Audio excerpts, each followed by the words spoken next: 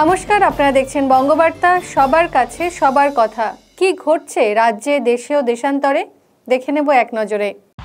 চন্দননগরে dancer সুতন্দ্রার মৃত্যু রহস্য ঘিরে উঠছে প্রশ্ন। ভোরের কলকাতায় চিংড়িঘাটার কাছে বাইপাসে উল্টে গেল গাড়ি, গতির জন্য দুর্ঘটনা জানালো পুলিশ, আটক চালক। মধ্যমগ্রামে পিসি শাশুড়ি খুনের পিছনে গয়না ও অর্থের লোভ, স্পষ্ট দাবি পুলিশের।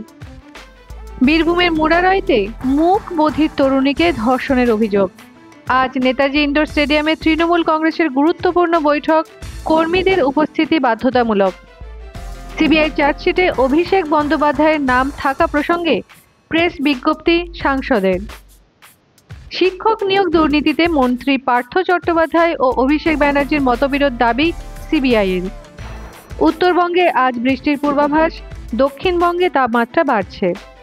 ডায়মন্ড হারবারের সিসিইউতে রোগিণীর শ্লীলতাহানির অভিযোগ। তেলেঙ্গানায় সুড়ঙ্গে আটক শ্রমিকদের উদ্ধার কাজের চেষ্টা চলছে, উদ্বেগ পরিবারের। আজ রেল কর্মীদের উদ্দেশ্যে রেলমন্ত্রীর মত বিনিময়। গুজরাট সফরে রাষ্ট্রপতি দ্রৌপদী মুর্মু। বিহারের জাহানাবাদে কেন্দ্রীয় বিদ্যালয়ে শিক্ষিকার বিতর্কিত মন্তব্যের দায়ে ছুটিতে যাওয়ার নির্দেশ। পাঞ্জাব উপনির্বাচনে আপ প্রার্থী ঘিরে জল্পনা।